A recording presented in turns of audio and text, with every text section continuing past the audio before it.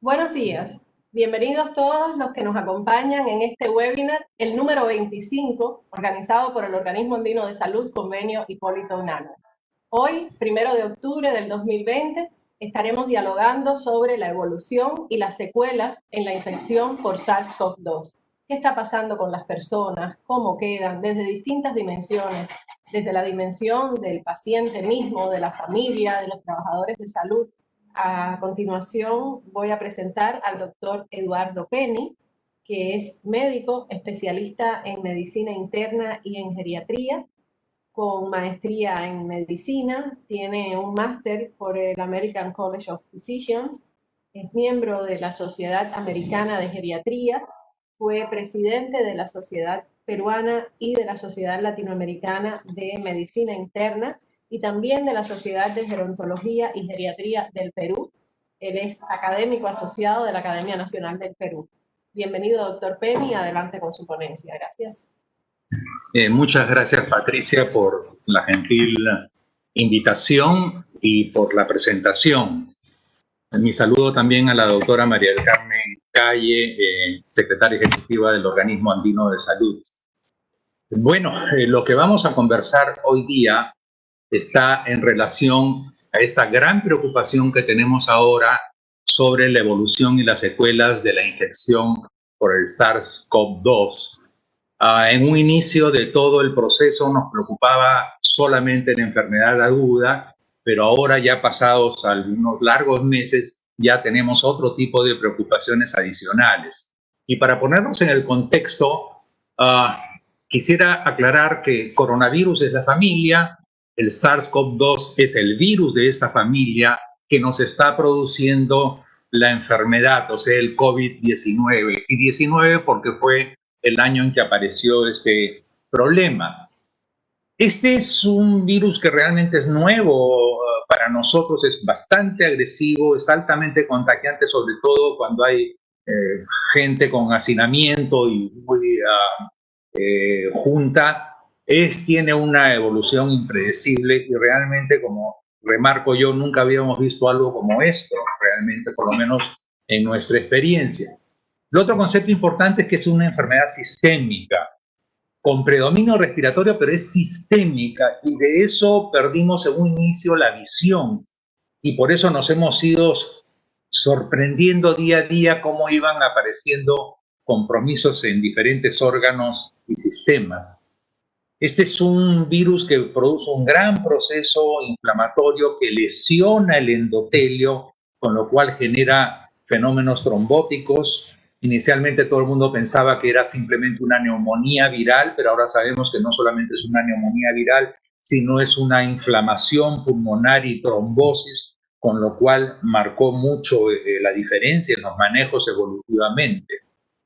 Produce disfunción multiorgánica, y esto hay que entenderlo porque el manejo no puede estar centrado en la parte respiratoria, sino en la parte global. Y hay una serie de factores de riesgo que hemos ido conociendo en el tiempo. Uno de los principales es la edad avanzada, pero hay que diferenciar entre estas personas de edad avanzada, puesto que hay personas robustas, hay personas frágiles, cuya prevalencia de infección y enfermedad y de desarrollo evolutivo es bastante diferente. También sabemos que hay una serie de comorbilidades que hacen que estas personas puedan contraer más frecuentemente la enfermedad viral y sobre todo tener evoluciones negativas. Y como les decía, pues se presenta una elevada mortalidad, tiende a producir fragilidad en muchas personas, no solamente en adultos mayores, sino también en personas más jóvenes. Produce secuelas, que es lo que vamos a ver, y puede llegar a producir incapacidad. Hasta el momento no tenemos tratamientos comprobados en la parte contra el virus. Sabemos que el corticoide ayuda, pero tampoco es la solución de los problemas. Y ayudan, y quiero remarcarlo esto, en la segunda etapa, en la etapa seria de la enfermedad, cuando el paciente necesita oxígeno, pero no en la primera etapa como muchos médicos han venido utilizando, con lo cual se producía una mayor propagación del virus dentro del organismo. Y lo otro es que estamos esperando la aparición de las vacunas, pero hay que entender que todavía estamos en fase experimental, que se están adelantando estas vacunas probablemente para salir, y eso conlleva algún tipo de riesgo que se puede evaluar posteriormente en cualquier reunión académica. ¿Qué tal virulento es este virus? Miren, nosotros tenemos actualmente alrededor de 33 millones de casos en el 51, o sea, la mitad de estos están en las Américas, o sea, en América del Norte, Sur y en Centroamérica. Alrededor del 12% necesitan hospitalización y eso explica por qué se han saturado todos los hospitales. Uno de cada 4 necesita una UCI y eso es nos hemos dado cuenta cómo se han saturado muy rápidamente las unidades de cuidados intensivos, sobre todo en los países donde no estábamos preparados teniendo un número suficiente de unidades de cuidados intensivos. Tenemos una mortalidad global alrededor del 5% y a la fecha han muerto más de 1 millón de personas. Y hay que verlo no solamente con 1 millón de fallecidos, sino son 1 millón de personas que son nuestros abuelos, nuestros padres, nuestros tíos, nuestros hermanos, nuestros hijos, nuestras parejas en general. Hay que verlo así para tomar conciencia de este problema. De todos estos fallecidos, un poco más de la mitad está en las Américas, lamentablemente. América Latina tiene 9 millones de contagiados y 340.000 fallecidos, y Sudamérica tiene 1/3 de estos, o sea, un poco más de 3 millones y también 1/3 de los fallecidos con 112.000 fallecidos. Estas cifras varían día a día, por lo tanto son siempre relativas a la fecha en que uno lo está comunicando. Y vean ustedes la mortalidad que se presenta. Y aquí sí quiero tener muy claro el concepto. Se mueren más a mayor edad, pero también se muere la gente joven. Se mueren niños también se mueren. Pero vean ustedes cómo las curvas van cambiando. Estos son un número de fallecidos por 1.000 personas. Y vean ustedes cómo el punto de inflexión a partir de los 65 años pasa de 100 por 1.000. De 29 pasa a 105 y vean, se va a 304 por cada 1.000 en personas de más de 85 años. Y eso explica el por qué la mortalidad global en el mundo es alrededor del 70%, algunos más, algunos menos, pero es alrededor del 70%. Voy a presentarles algunos trabajos que se han venido presentando hasta el momento porque obviamente con 9, 10 meses de enfermedad en el mundo hay importante conocimiento de muchas cosas en la enfermedad inicial aguda, pero no en las etapas necesariamente de evolución y de las secuelas. Esta es una cohorte de 832 admisiones. Vean la edad de media 64 años, la mitad de ellas eran mujeres. Pero vean, esto es el punto interesante. Tenían enfermedad moderada cuando llegaron al hospital el 63%, leve a moderada. Pero al día 2 pasaron a ser 60% y al día 4, 79% de esos que vinieron con enfermedad leve a moderada. Miren la evolución en 48, 96 horas, qué rápido es eso. Fallecidos 16%. Y obviamente quienes progresaron negativamente, los de mayor edad, aquellos que estaban institucionalizados, o sea, en residencias geriátricas, los que tenían enfermedades comórbidas como obesidad y otras cosas. Y 1 de cada 5 necesitaron ventilación mecánica. Los pacientes que entran a ventilación mecánica tienen una evolución ominosa usualmente. Este es otro estudio, 2.600 pacientes hospitalizados, dados de alto, fallecidos en Estados Unidos, en Nueva York, el 14% necesitaron unidad de cuidados intensivos, el 12% ventilación mecánica invasiva, 3.2 necesitaron apoyo renal, ojo, o sea, pacientes que hacían insuficiencia renal aguda, 21% falleció, 1 de cada 5. 88% de los que fallecieron fueron los que requirieron ventilación. Y eso me refería. Una persona que necesita ventilación mecánica lamentablemente tiene una alta posibilidad de morir. Y no es porque simplemente nos metemos en ventilación mecánica, sino el origen de por qué lo ponemos en ventilación mecánica es la evolución sórdida que tiene la enfermedad. Seguimiento de estos pacientes con COVID-19, por ejemplo, 143 pacientes, un promedio de edad de 56 años, y vean ustedes que va al rango de 19 a 84 años. El 72% tenía neumonía intersticial. Y esto es muy importante porque esta es una de las cosas que siempre debemos buscar que no siempre los pacientes son sintomáticos desde el punto de vista respiratorio y por eso la tomografía se ha vuelto casi una cosa de rutina en los centros en que la tienen. Pero el seguimiento a 60 días, o sea, 2 meses de estas personas, encontraron que solamente el 12% estaban libres de síntomas. Eso quiere decir que el 88% tenía uno o más síntomas a los 60 días de enfermedad, ojo, o sea, cuando ya estaban dados de alta.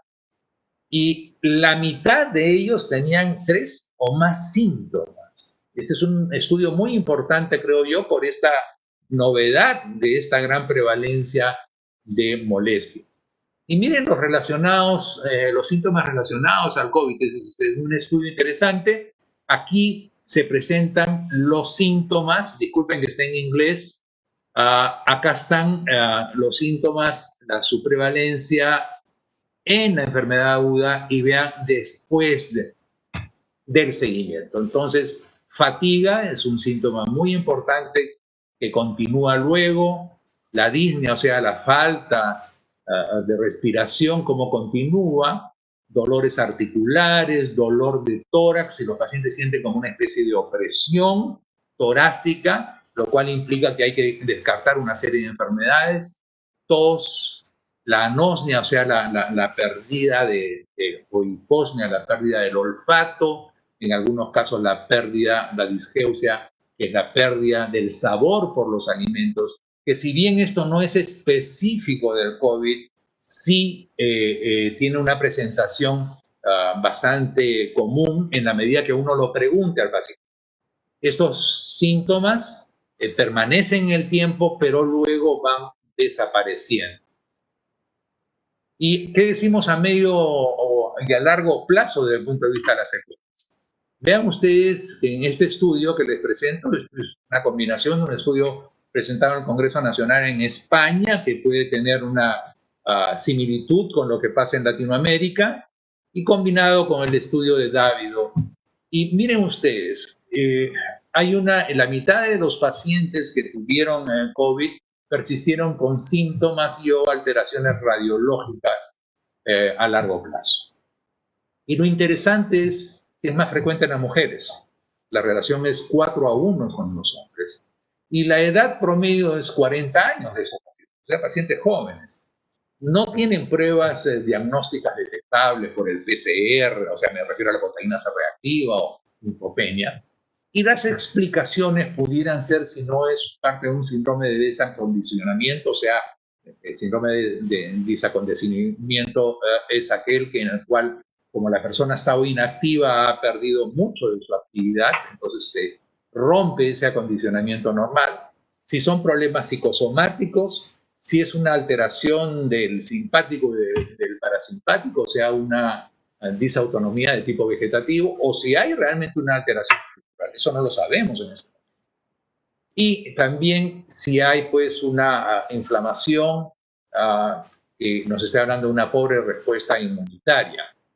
¿Y cuáles son los síntomas principales con que se quedan esos pacientes? Falta de aire, dolores musculares, sobre todo en los miembros inferiores, el dolor torácico que ya les había yo mencionado anteriormente. Interesante porque se produce un efluvio telogénico, o sea, una alopecia en alrededor del 90% de los casos, sobre todo en la parte frontal, y eso es algo llamativo.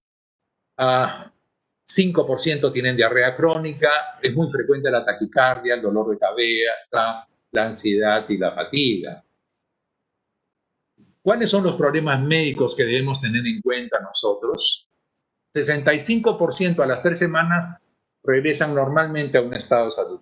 Y ojo, hay que tener en cuenta que cada estudio da sus cifras porque son sus realidades, pero también son sus tipos de protocolo. Por lo tanto, estas cifras siempre pueden ser variables, como yo digo. Y se necesitan estudios locales siempre para saber cuál es la realidad de cada país o de cada localidad. El síndrome posagudo usualmente está catalogado como las 3 semanas posteriores al COVID o haber sido de alta, y el crónico 3 meses después. Pero aparentemente, por lo que estamos viendo, es que puede durar más tiempo. El 10% con persistencia de síntomas. Y lo interesante es que la mayor parte se recuperan espontáneamente, básicamente con reposo con medicación sintomática y sobre todo con apoyo emocional, mencionándoles que usualmente estas cosas evolucionan favorablemente. Entonces hay que quitar ese componente emocional, porque si no el paciente comienza a sentir una serie de síntomas, se angustia y esto retroalimenta este problema. Hay que tener cuidado porque los síntomas respiratorios, cardíacos o neuropsiquiátricos son los principales que se están presentando.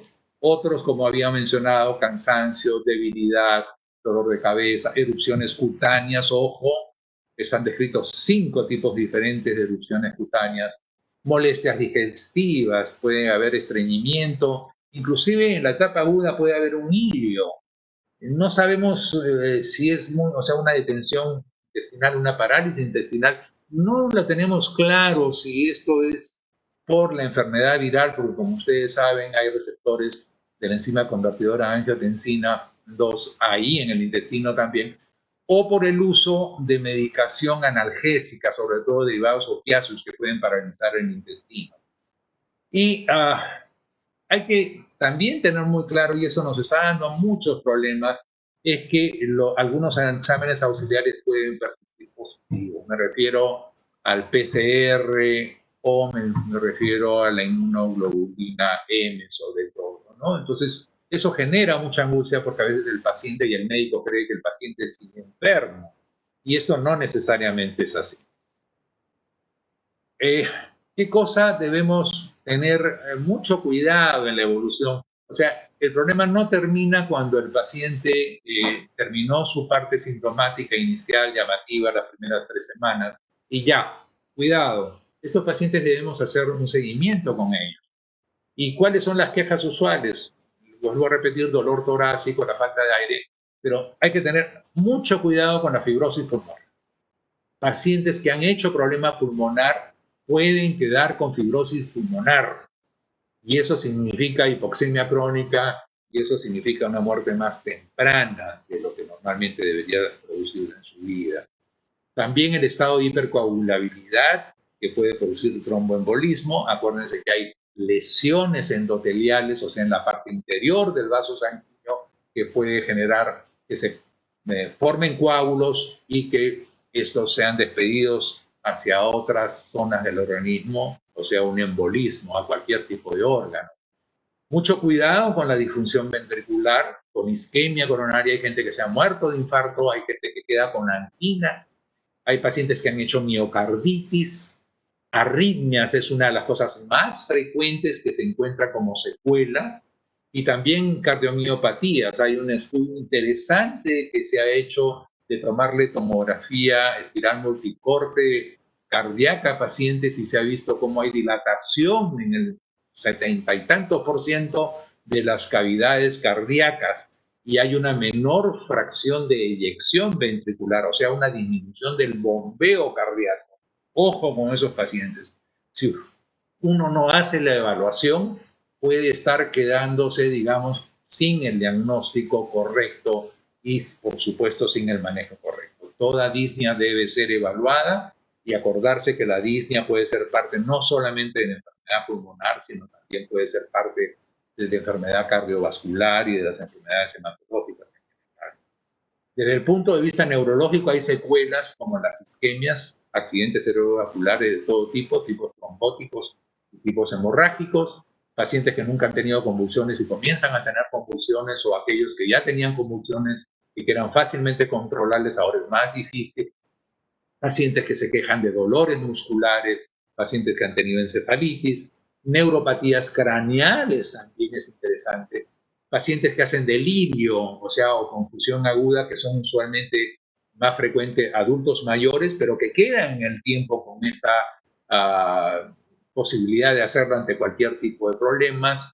Lo que les mencionaba yo, la disminución del sabor y del olor, que puede durar algunos meses, pero que usualmente se recupera, pero no sabemos si todos se van a recuperar.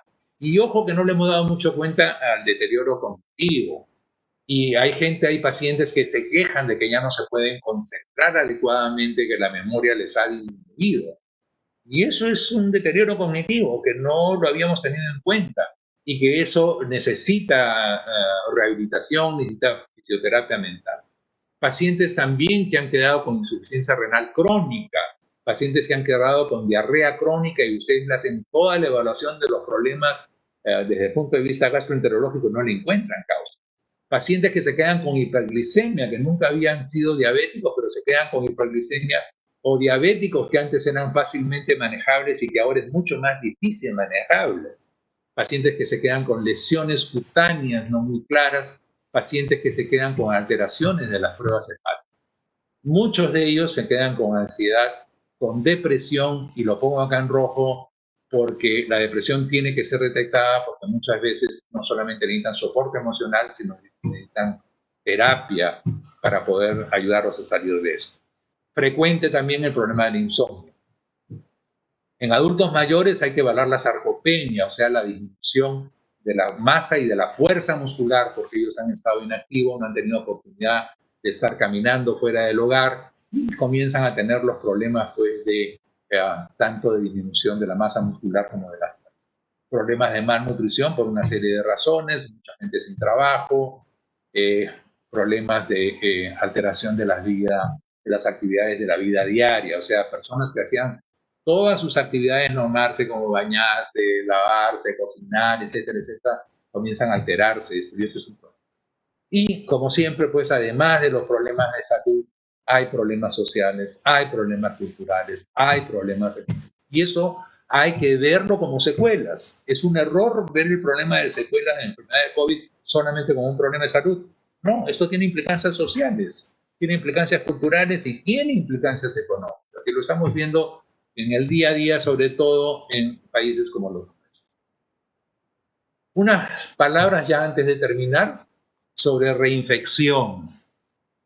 Esto es algo que nos viene preocupando, pero hay alrededor de una veintena de casos declarados en el mundo sobre reinfección. ¿Qué significa reinfección? O sea, pacientes que se han curado del virus y que de repente vuelven a ser una enfermedad, una nueva infección. Pero ojo de lo que estoy diciendo, es una nueva infección, no es la misma. Entonces, hay como les digo, alrededor de 20 casos en el mundo, bien discutibles. He visto las series, he visto cómo lo hacen, son muy discutibles. En todo caso, hasta el momento no sería común la reinfección, pero eso, la verdad, no la tenemos aún. Vamos a ver qué pasa en los siguientes meses. No sabemos tampoco si va a haber una mayor gravedad de estos 20 pacientes que están descritos en la literatura. 4 de ellos han tenido enfermedad severa. No sabemos si se debería a una latencia viral, o sea que el virus ha quedado ahí dormido, o si realmente hay una reinfección real o una recaída. Es interesante cómo el hisopado con el PCR puede permanecer positivo hasta 90 días. Como ustedes saben, el PCR pues, detecta básicamente, y no me estoy refiriendo a proteína C reactiva, ojo, refiriéndome a la prueba con hisopado, que detecta pues las partículas virales, y estas se pueden quedar hasta 90 días, y no quiere decir que el virus esté presente ahí necesariamente. Por lo tanto, es importante que si uno quiere hablar de reinfección, debería tener la comprobación tanto del primero como del segundo o tercer episodio del virus y que tengan pues 2 genomas virales diferentes. Realmente que uno compruebe que uno es un virus A y el otro es un virus B. Y esto es difícil hacerlo porque nosotros no hacemos detección o cultivo del virus sistemáticamente en ninguna parte del mundo. Proceso más que nada de investigación. Entonces hay que tener mucho cuidado. Yo diría que en general, por el momento, y recalco que en rojo, que es por el momento, no hay evidencia preocupante. Pero como esta es una enfermedad relativa nueva, con un virus nuevo, como yo siempre dije al inicio, tenemos que tener una vigilancia epidemiológica porque no sabemos a dónde va. Y para eso, por ejemplo, hay una APP de seguimiento de los pacientes en Inglaterra con el estudio SOE COVID Symptom Study, en el cual pues los pacientes, conforme van saliendo de alta en esta APP, ellos van poniendo la descripción de lo que van sintiendo y cuándo va desapareciendo. Manejo de estas molestias, primero hay que reconocerlas como tal. O sea, hay que reconocer si son reales las molestias o no.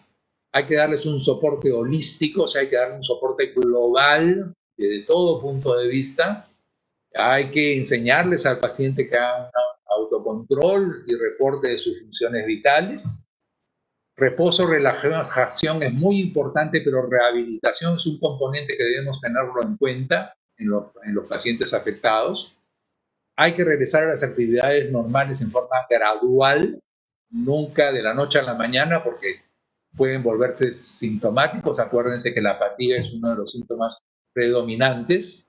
Hay que utilizar los sintomáticos con moderación, no abusar de ellos. Saben que sintomáticos como el paracetamol, que si bien son bastante inocuos, también tienen problemas cuando uno lo utiliza seguido o cuando los puede estar utilizando en dosis más altas o en las requeridas. A veces, en algunos casos, no basta con el soporte emocional, hay que utilizar ansiolíticos o antidepresivos, y aquí hay que diferenciar bien qué cosa es ansiedad, qué cosa es depresión. Si los pacientes tienen estas cosas mixtas, hay que dar medicación mixta. Y hay que tratar las complicaciones respiratorias, cardiovasculares, cuando se presentan. Y para eso hay que evaluarlas bien, es importante tenerlo. La rehabilitación respiratoria, importantísimo, porque la idea es mejorar la ventilación pulmonar y la hipoxemia. Hay que promover la eliminación de secreciones y esputo, para lo cual nosotros debemos inducirlos a que tomen mayor cantidad de líquidos, salvo que haya una contraindicación, a respiraciones profundas, etcétera, etcétera, para ayudarlos a restaurar su tolerancia al ejercicio y su independencia funcional. Y obviamente hay que evitar el largo reposo en cama, que lo único que produce es desacondicionamiento en la mayor parte de la persona. Quiero dejar este pensamiento mío personal y lo voy a leer porque creo que es importante. En este momento desconocemos cómo se inició esta pandemia. Ustedes saben, hay mucha discusión, si fue creado en un laboratorio, si es un mutágeno, etc. Pero es más preocupante que no conozcamos cómo será el final de ello. Y la historia no ha terminado, todavía no conocemos el total de esta historia, conocemos la primera parte, pero no sabemos cómo va a ser el final de ella. No sabemos si las vacunas van a dar resultados positivos y cuánto de esta prevención, cuántas personas van a quedar con secuelas, cuánto va a ser el número final de fallecidos, si esta enfermedad va a regresar estacionalmente, se va a quedar. No sabemos nada de eso. Y eso es muy importante que lo conozca la sociedad en su conjunto, porque es parte de nuestra obligación informarles adecuadamente de estas dudas que tenemos sin necesidad de angustiarnos. Pero sí es importante que la población conozca esta verdad, porque es la única manera como podemos nosotros esperar que ellos nos apoyen y nos ayuden en el manejo de esta terrible pandemia. Les agradezco la gentileza tanto de la invitación como de la paciencia de haberme escuchado. A ver, tengo muchas preguntas para el doctor Eduardo Penny. Voy a ponerlas todas y usted me contestará las que sean posibles. Nos dicen, doctor Penny, a ver, varias cosas.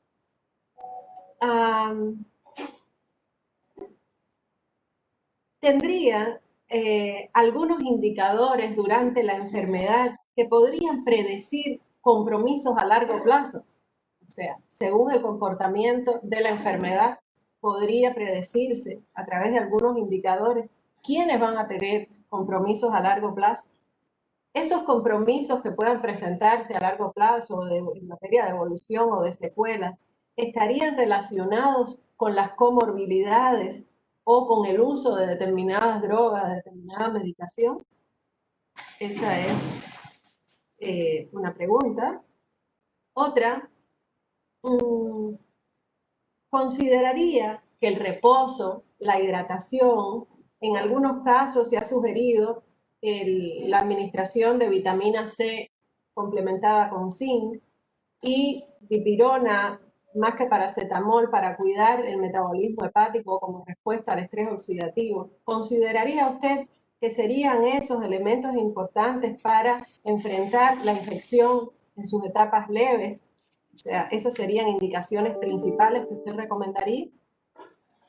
Otra pregunta, esta desde Venezuela. Nos dicen, en Venezuela hemos tenido muchos pacientes con alteraciones del ritmo cardíaco. ¿Qué evidencia científica tenemos actualmente sobre las secuelas neurocardiológicas de la COVID-19? Otra, hemos tenido casos en personas que luego del alta han fallecido a los pocos días por infarto agudo del miocardio. ¿Tiene alguna recomendación para prevenir que esto suceda? También nos preguntan, ¿existe un protocolo específico para el seguimiento de pacientes recuperados de COVID que pueda asegurar una atención oportuna y adecuada de los mismos? ¿Los países están preparados económicamente para solventar el gasto en atención de esas complicaciones o secuelas post-COVID? O sea, como ven, hay preguntas extremadamente complejas que quizás se van de nuestro alcance, pero bueno, ustedes van a poder responder lo que consideren.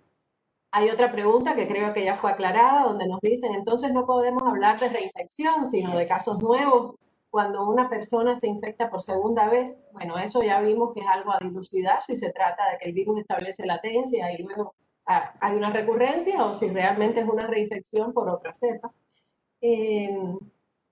¿Podrían presentarse secuelas relacionadas con COVID-19 en pacientes asintomáticos?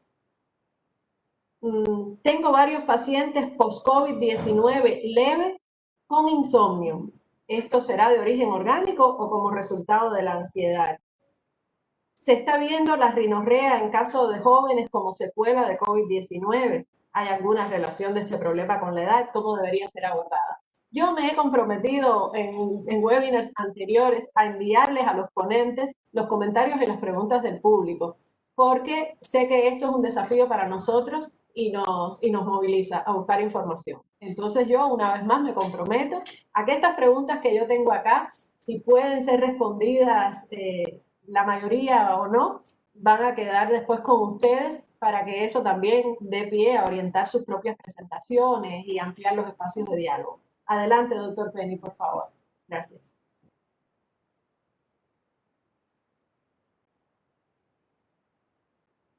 Permitiría hacer un par de comentarios sobre dos preguntas específicas que le hicieron a él, pero que creo que es interesante. La primera, que está en relación al aislamiento. Es un tema muy complejo porque si ustedes ven que el 70% de los fallecidos son adultos mayores, obviamente los cuidados epidemiológicos tienen que ir dirigidos a los adultos mayores. Cuando ustedes ven en Europa la mayor cantidad de fallecidos son adultos mayores, pero ¿de dónde están? ¿Dónde están? Están en las residencias geriátricas. El 60 a 70% de los fallecidos adultos mayores allá están ahí, la cual no necesariamente es una realidad latinoamericana.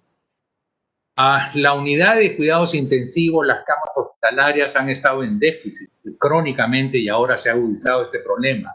Entonces el Estado en alguna forma tiene que tratar de proteger y la forma más sencilla que ha tratado de protegerlos es aislarlos, lo cual lleva pues una serie de problemas. Pero cuando analizamos dónde se han infectado esas personas mayores, son por 2 vías. Son los hijos o las parejas o los nietos los que han llevado la infección a la casa. O en alguna forma, en aquellos que tenían cuidadores, son los cuidadores los que han llevado la infección a la casa. Y no han sido adultos mayores que se hayan contagiado en la calle. Ojo. Otra realidad es que hay hogares, 40% de los hogares, depende, cada país tiene sus propias cifras, viven solos, 2 o un adulto mayor, y tienen que salir a conseguirse los alimentos a la calle, entonces tienen que exponerse. Entonces ese es un tema sumamente complejo y por eso yo en mi país he insistido tanto en que los sociólogos de campo tienen que participar de las soluciones aparentemente en estos problemas. Entonces Esto es relativo. En relación a las vacunas, quería hacer un pequeño comentario. Es correcto lo que ha dicho Enrique Vega, estoy plenamente de acuerdo con ello. Acá en el Perú uno de los estudios está considerando un grupo de adultos mayores, esperemos que tengan una cifra que realmente cubra las necesidades de la eficacia, de saber cuánto van a dar resultados, pero si nosotros vemos las vacunas de la gripe o influenza, sabemos que la formación de anticuerpos y de defensa frente al virus de influenza es menor en la población adulta mayor. Si bien en la población en general puede ser 70, 80%, en adultos mayores baja de 60%. Inclusive se ha tenido que hacer determinadas vacunas en que la dosis se ha aumentado para tratar de despertar una mayor inmunidad. Por lo tanto, son dos temas del cual vamos a tener que hablar muchísimo, investigar muchísimo, porque es un grupo especial, definitivamente. Ahora, sobre las preguntas específicas, gracias Enrique, gracias Patricia por permitirme haber hecho este comentario, pero que como internista y geriatra tenía que hacerlo. Indicadores en relación a la evolución de los pacientes, sí. Los pacientes que tienen comorbilidades, hay que diferenciarlos. Voy a retroceder un poquito. Cuando nosotros hablamos de gente adulta mayor, hablamos de gente adulta mayor como un paquete. Me refiero a un paquete desde el punto de vista de las edades. Y esto es incorrecto. Adultos mayores hay 4 grupos recuperables rápidamente: los robustos, que son casi sanos, aquellos que tienen comorbilidades pero están perfectamente controlables, aquellos que tienen comorbilidades que no están controladas, diabéticos, hipertensos, etcétera, etcétera, y que son los prefrágiles, el grupo de los frágiles y el quinto grupo que es el pacientes terminales o con demencias avanzadas. Entonces es muy diferente hablar de los adultos mayores dependiendo en qué grupo están ellos, y los pronósticos son totalmente diferentes.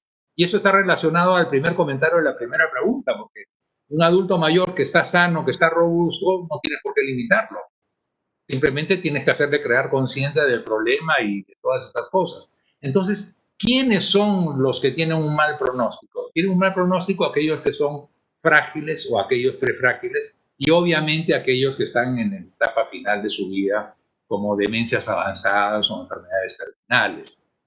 La otra cosa interesante es que pacientes que tienen una enfermedad severa tienen mayor posibilidad de tener una evolución negativa, como quedarse con fibrosis pulmonar, con hipoxemia, los que han tenido problemas del miocardio, como miocarditis, y quedarse con arritmias.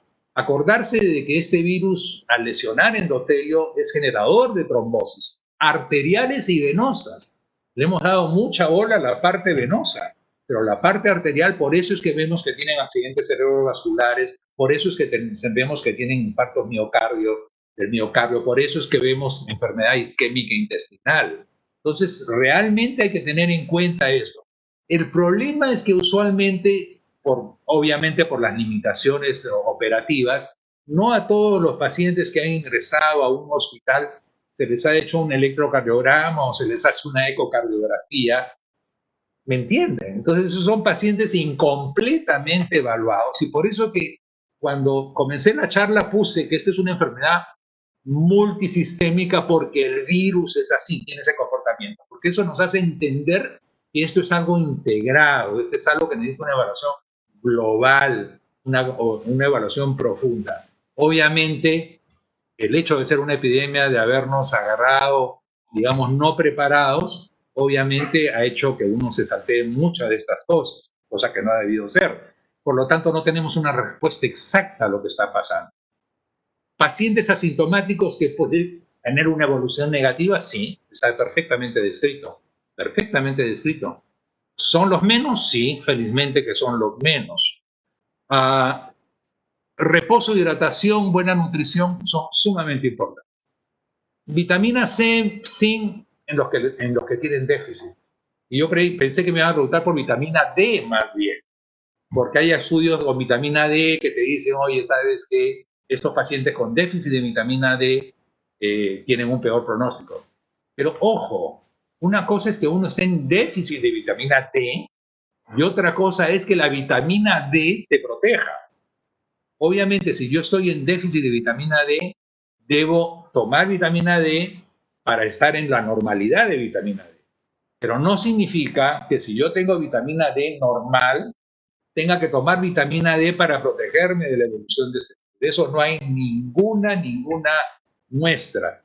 Y quiero resaltar lo de la vitamina C. O sea, se están utilizando en general megadosis de vitamina C endovenosa, lo cual me parece una barbaridad, honestamente, lo tengo que decirlo así abiertamente, me parece una barbaridad porque no hay nada demostrado científicamente para este problema de la vitamina C. Nada demostrado científicamente. Es una moda que retarda el envejecimiento, etcétera, etcétera, lo cual es falso. Y tengo que decir también que el DDS y todas estas sustancias no han demostrado nada que son venenos. Tengo que decirlo, porque ese es nuestro papel a la comunidad, advertirles del peligro de estas cosas. Otras preguntas relacionadas, seguimiento. Nuestros países están en déficit de seguimiento. Estamos abrumados todavía por la etapa aguda de la enfermedad. Y lamentablemente no hay un seguimiento como debería hacerse. Las instituciones mejor preparadas tienen un poco de seguimiento, pero no tienen los protocolos como se han debido hacer. Y esta es una lección que debemos tomar nosotros de esta pandemia. Estar preparados para la siguiente, porque va a venir la siguiente. O sea, lo sabemos que va a venir la siguiente.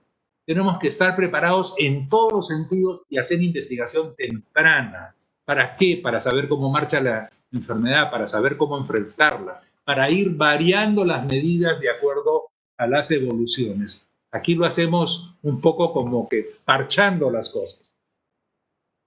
Y eso hace que no hayan conductas adecuadas muchas veces de los ministerios que sean aceptadas por todos y la misma población se sorprende con los cambios de comentarios de los ministros o de los comités, etcétera, etcétera, porque no les han advertido que al ser un virus de estas condiciones impredecible, hay que hacer cambios, hay que hacer ajustes. La población lo va a entender, pero si se lo explican. Si no se lo explican, no va.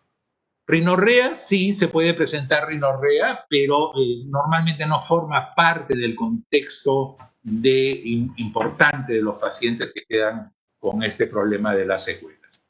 Hizo la pregunta o comentario de Dilma.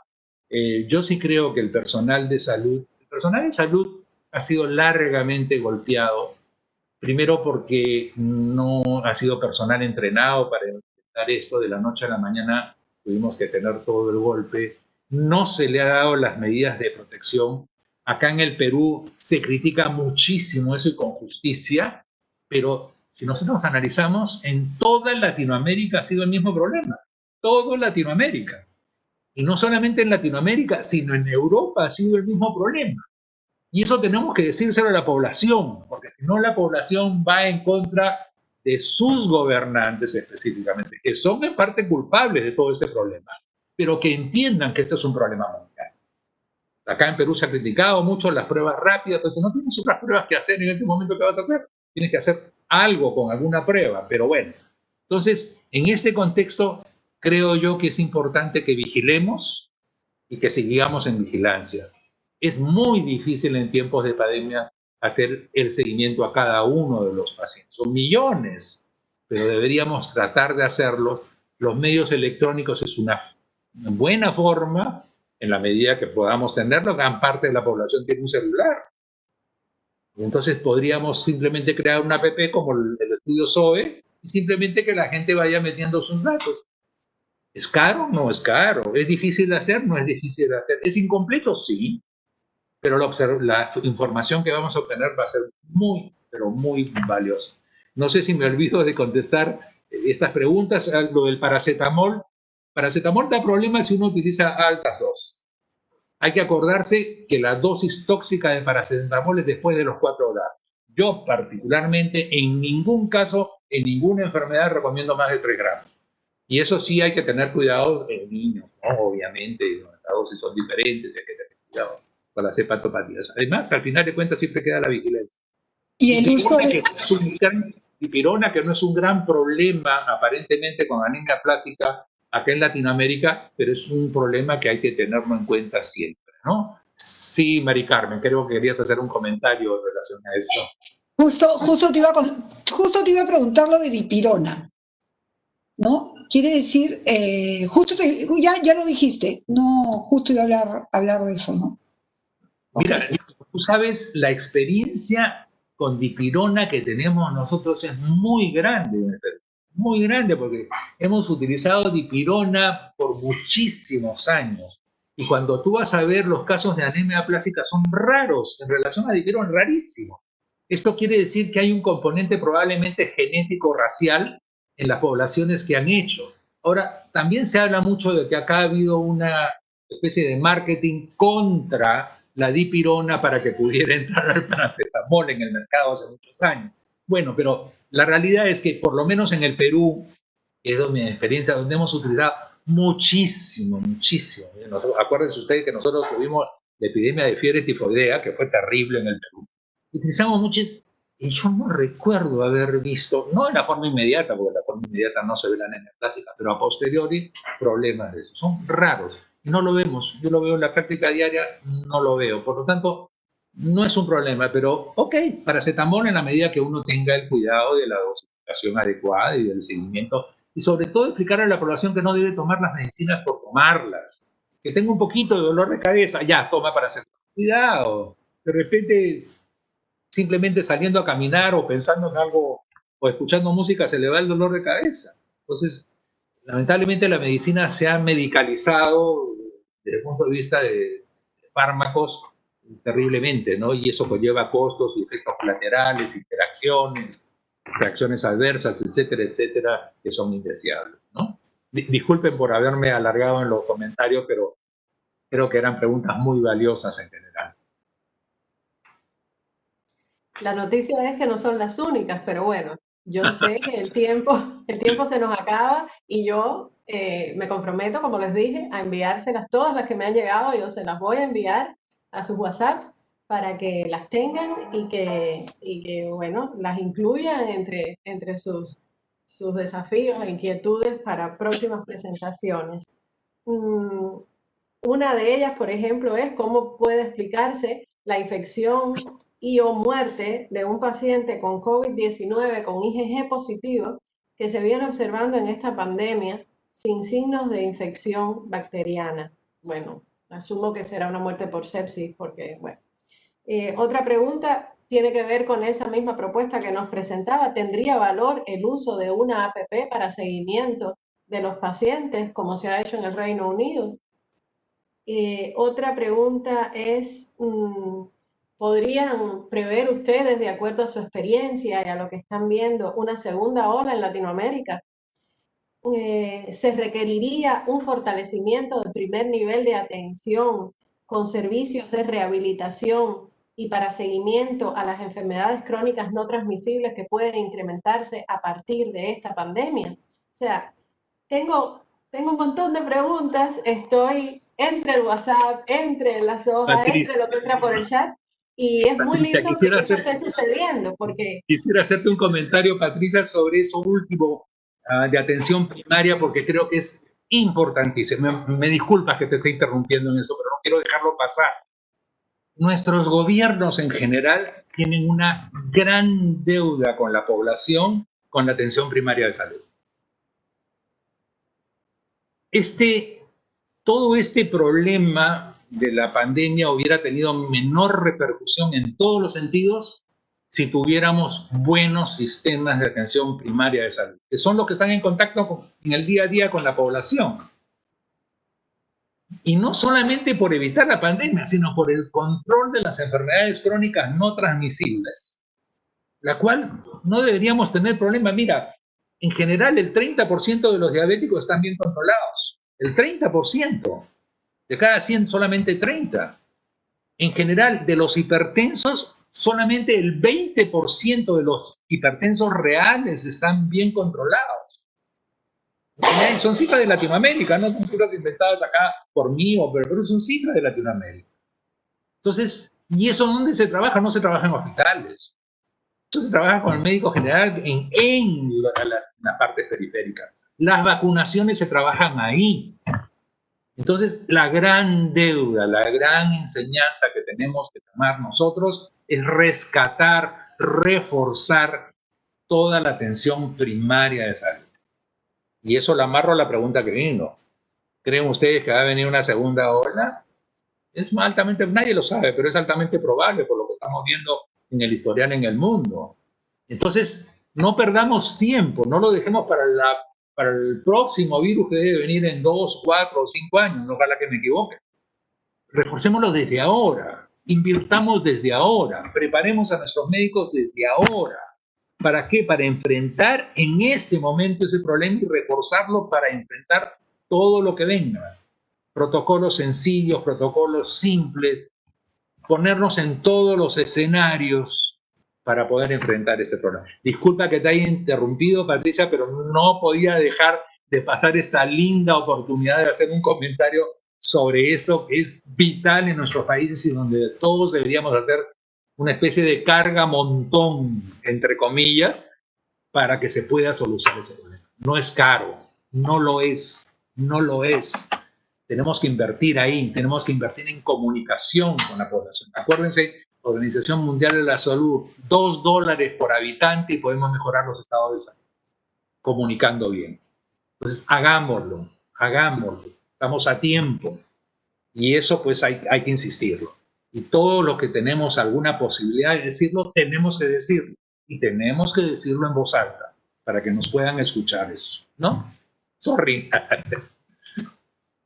No, al contrario, nosotros estamos, por eso, ese es el sentido por el cual hacemos estos webinars, para abrir estas discusiones, para decir lo que tengamos que decir, para impulsar desde esta convocatoria que hacemos de los expertos las políticas que necesitan ser tomadas en nuestros países para que las cosas cambien. Porque lo que está demostrado es que aquello que concebíamos como normal antes de la pandemia no lo era. Y ya es innegable. Entonces, bueno. Agradezco mucho su intervención.